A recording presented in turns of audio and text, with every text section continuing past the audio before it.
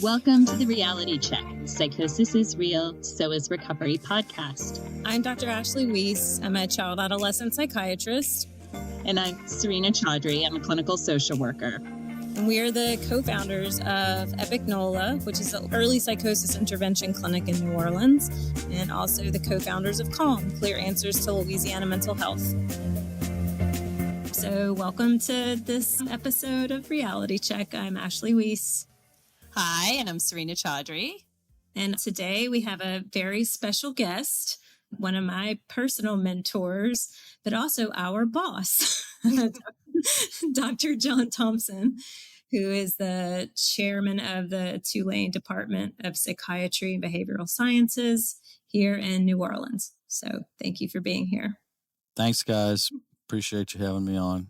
Yes. So one of the things that we wanted to talk about today is the gap in care. Serena and I working in early psychosis, and you having such a big part in long-term care of people with more chronic psychotic disorders. And we'll get to the gap part, but I think at first, just to hear about your journey of even becoming passionate about this area of medicine, this area of psychiatry. Sure. I had no idea I was going to be a psychiatrist when it all first started. I was an x-ray tech in the military and thought I was going to be a radiologist, and then hung out with a radiologist for a little time and realized that I enjoyed talking with people more than taking pictures and trying to diagnose things by x-ray. Being in the dark room. Yeah, being in the dark. We used to actually develop films back those days, so I was in the dark room.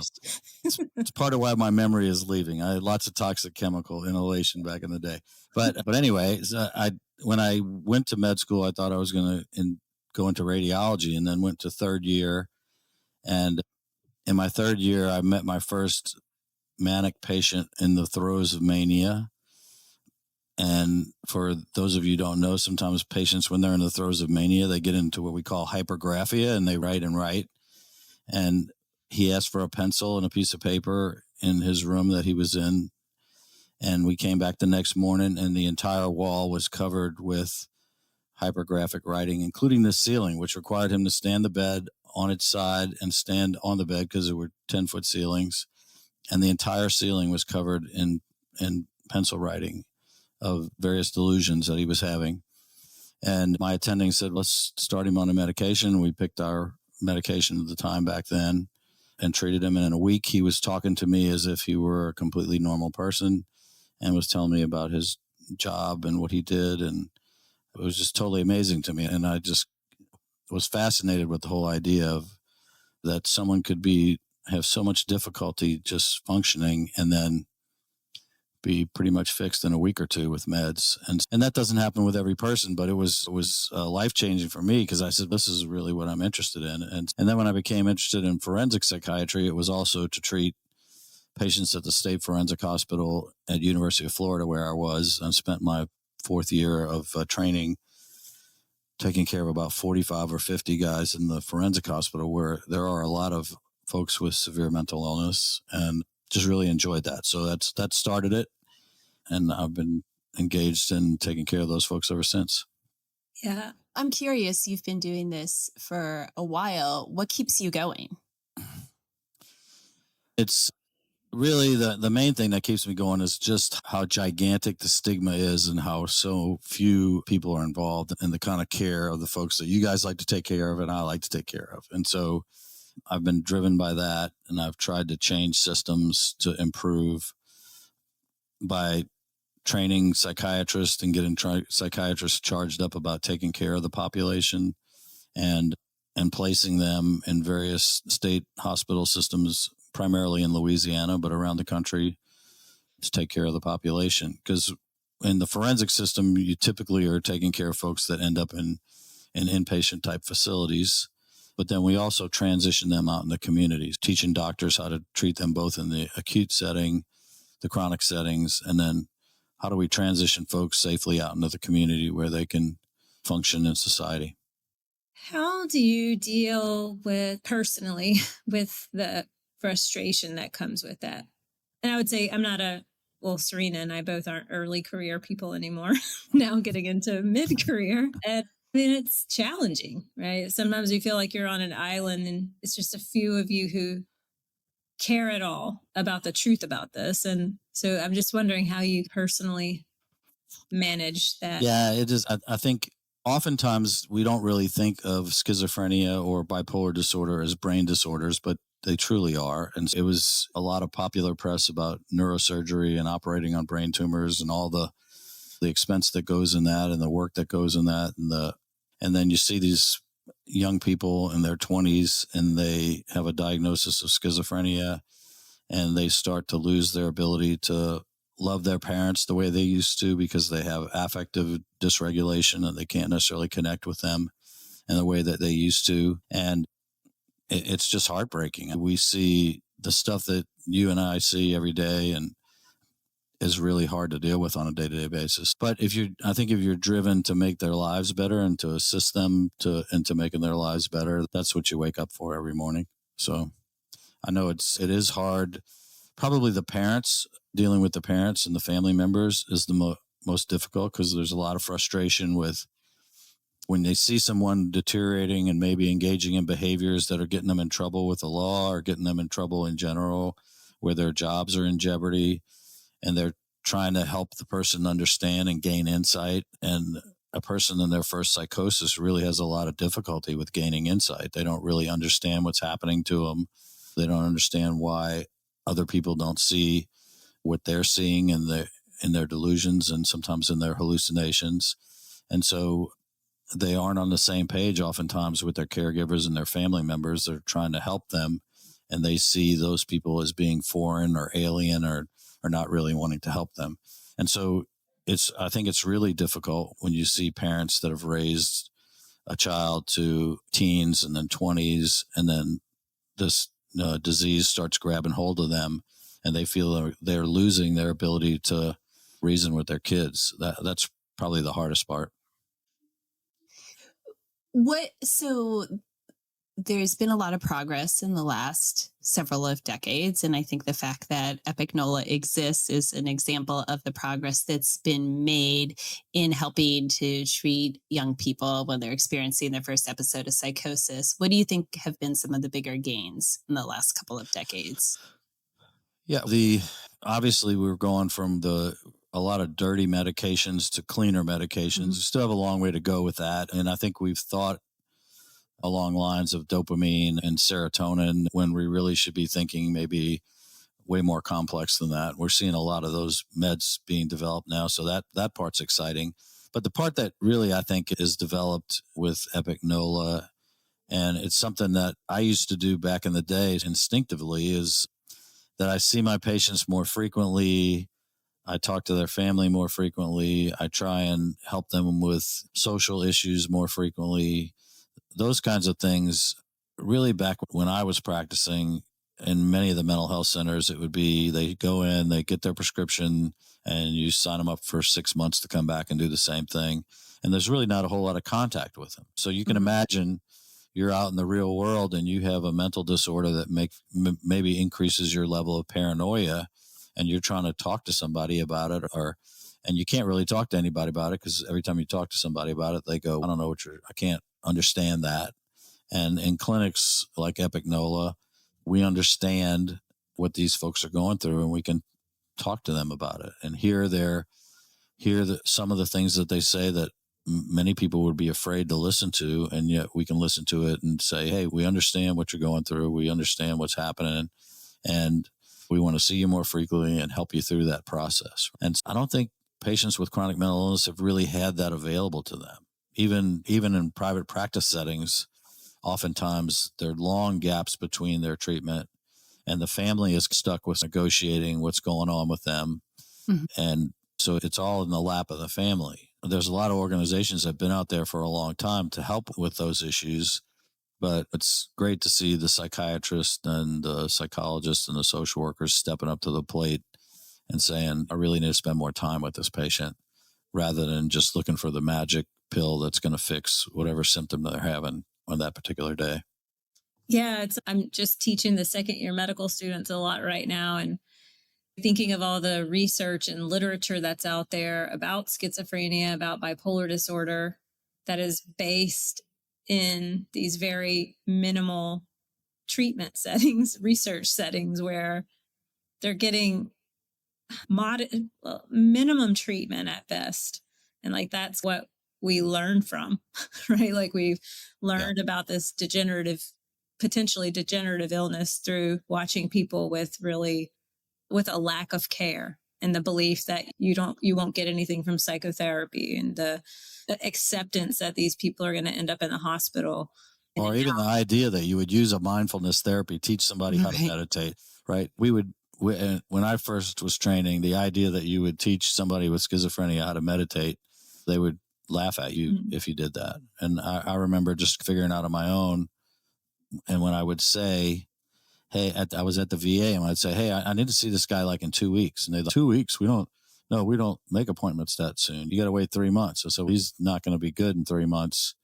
I want to see him in 2 weeks. And because I'm having to talk him into taking his meds, and I'm having to talk him into doing things that I know that are going to be pro-social for him or better for him. So we have to see more frequently. And that was unheard of. And I was just working that out on my own. It seemed to make sense to me. Yeah. Mm-hmm. And so now we have good evidence and data that shows that you really have to be thinking of the whole person, and we have to be using strategies that include mindfulness behaviors, yoga, things that help people to calm themselves and calm their mind. When you think of it, a person with schizophrenia, all 5 of their senses are like on high volume. When there's ways you can get a virtual hallucination, like these goofy headphones that I have on, and start talking to you in the background, and you try and function while that's happening in the background. We have some of those booths at the APA to help people understand what it's like when you're having a hallucination or whatever.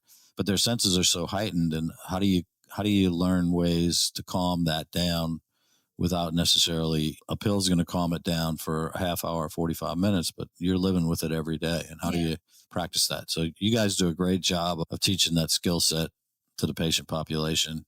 And for the first break guys, I think that's always the hardest, right? They're most confused.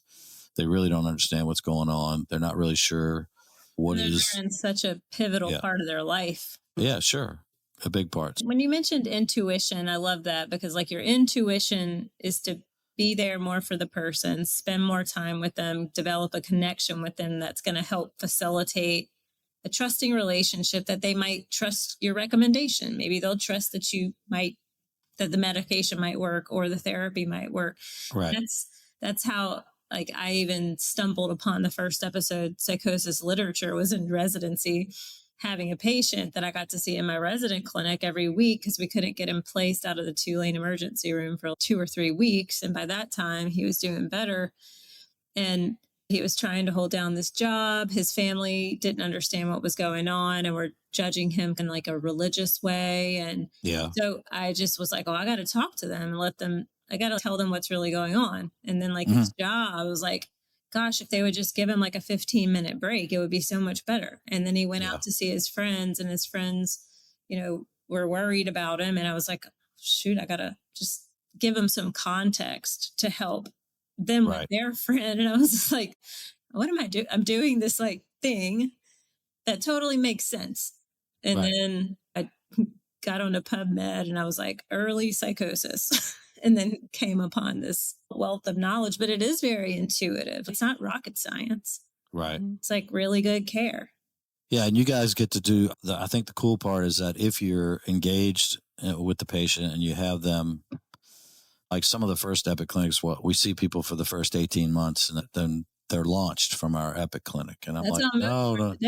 Yeah. Don't do that. Mm-hmm. One of the things forensics teaches you is once you got the patient, don't let go of them. Oh, wow. Yeah. Right.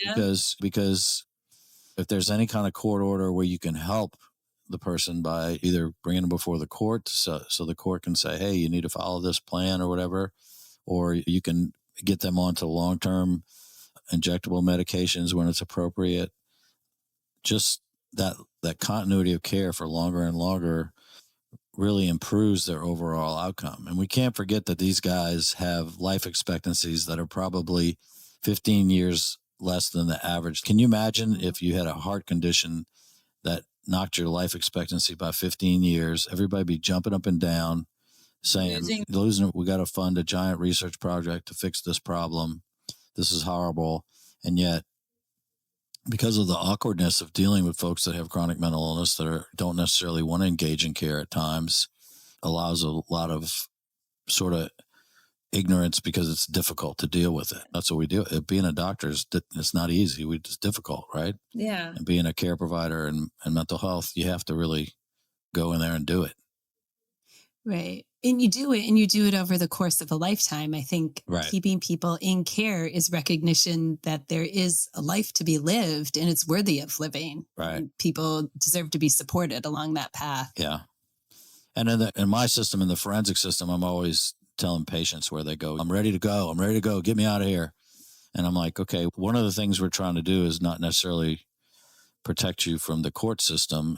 We're trying to protect you from yourself. When you get out in the community, if you don't have the supports that you need to have, and we haven't put all the right supports in place, or if your family's not willing to participate in that process, we have to have the supports in place to keep you from reenacting the same behaviors before.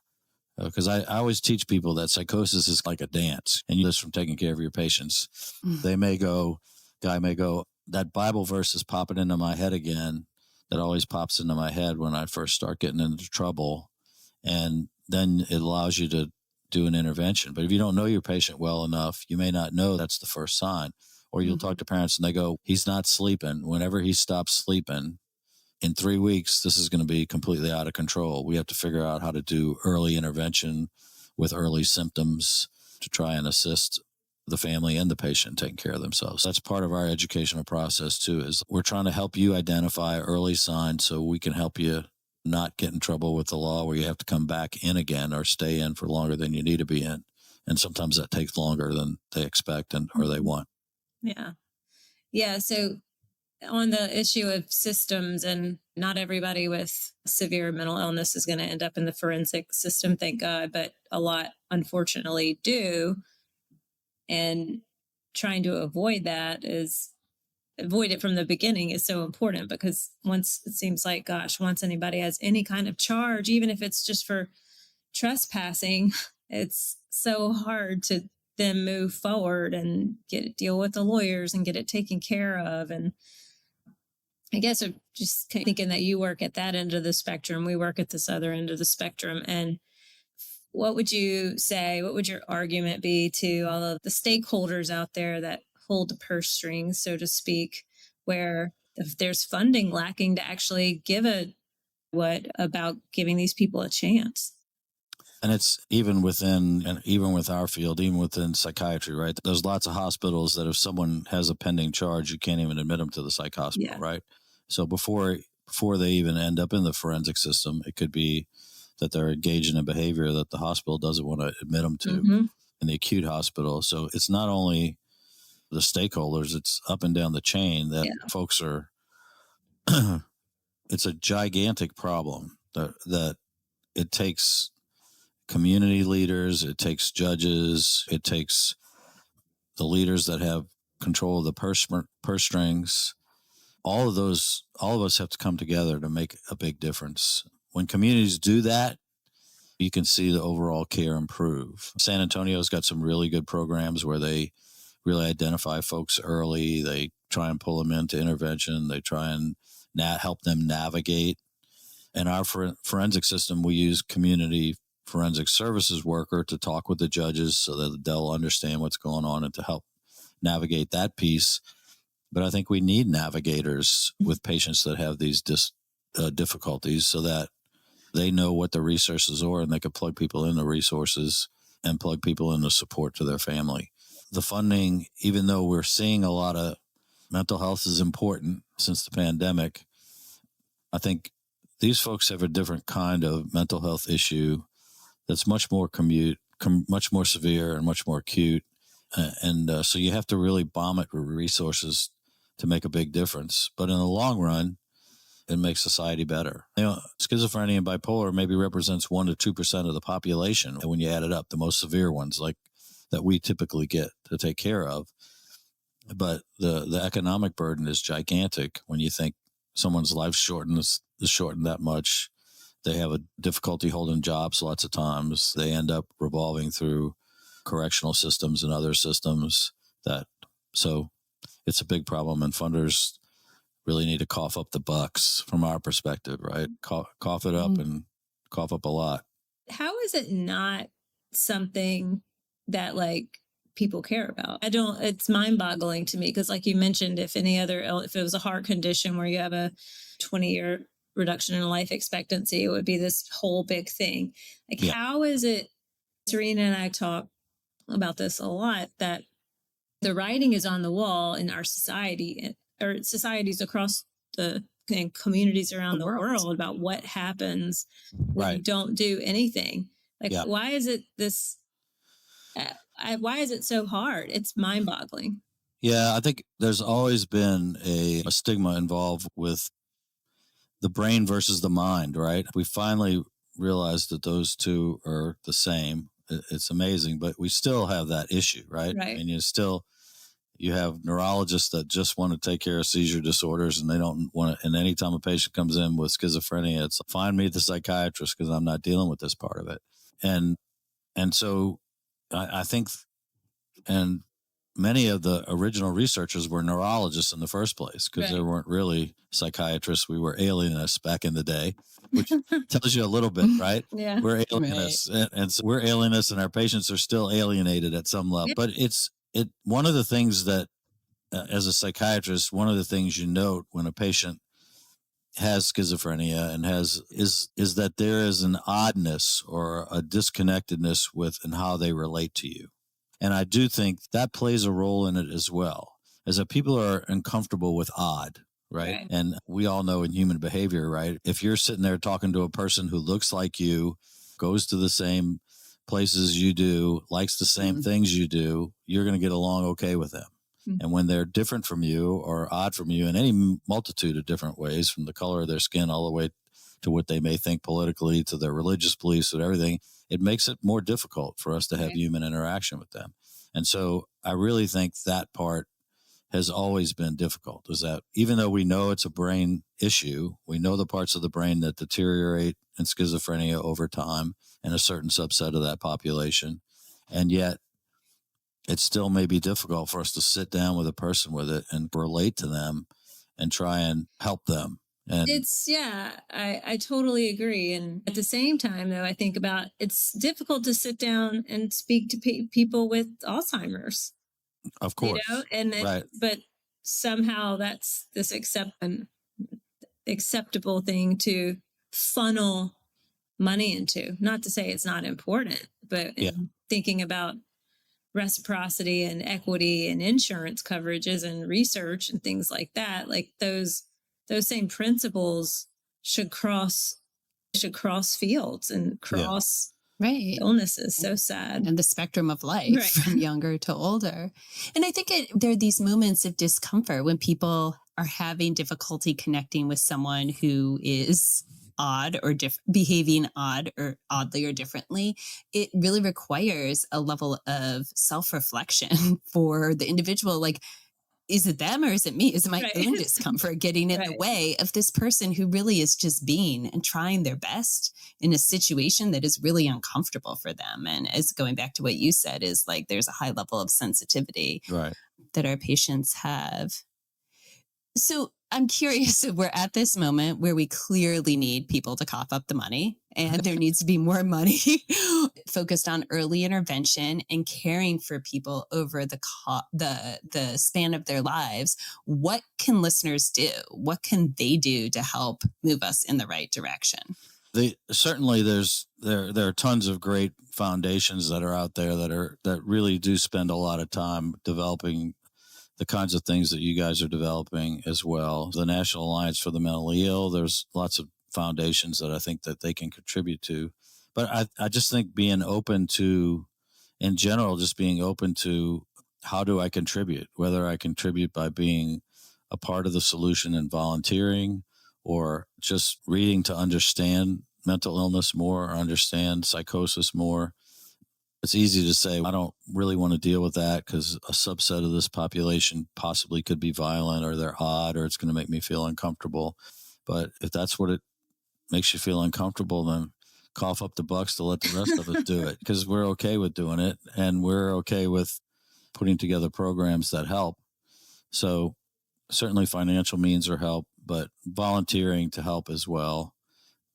And with the Alzheimer's, maybe that's a connection that we need to develop, because certainly as people go through Alzheimer's, we know my mom has it right now.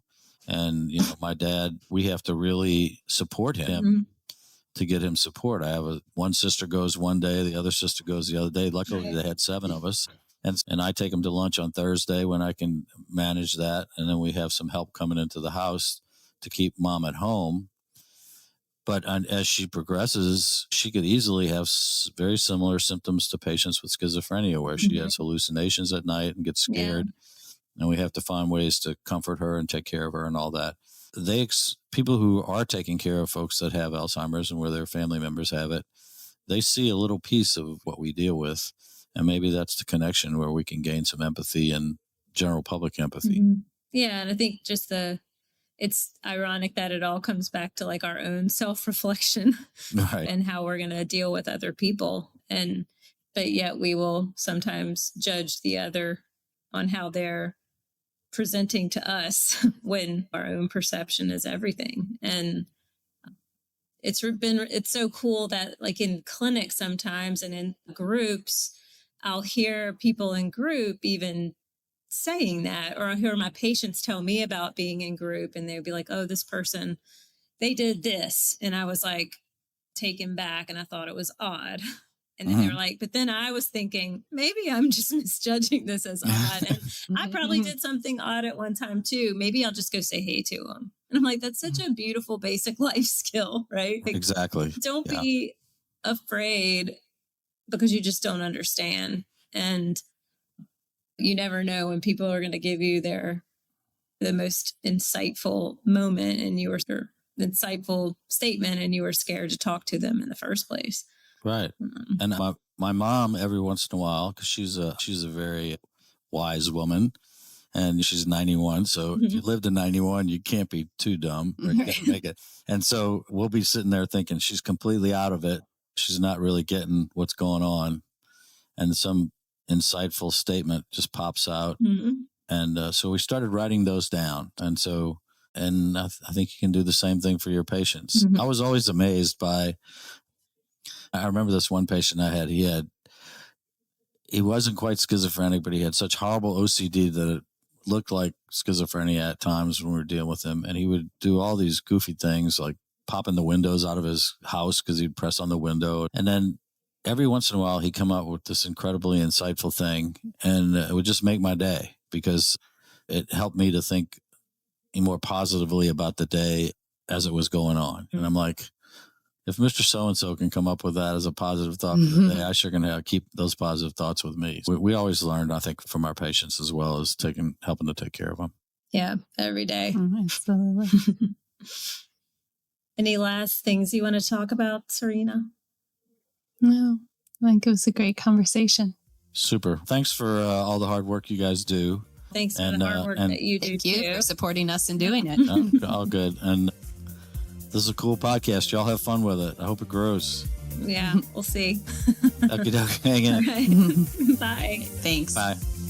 Until next time, thanks for taking the time to get your reality check. And remember, psychosis is real, so is recovery. If you have enjoyed this episode or found it useful, please subscribe wherever you get your podcasts from and check out the website calmnola.org.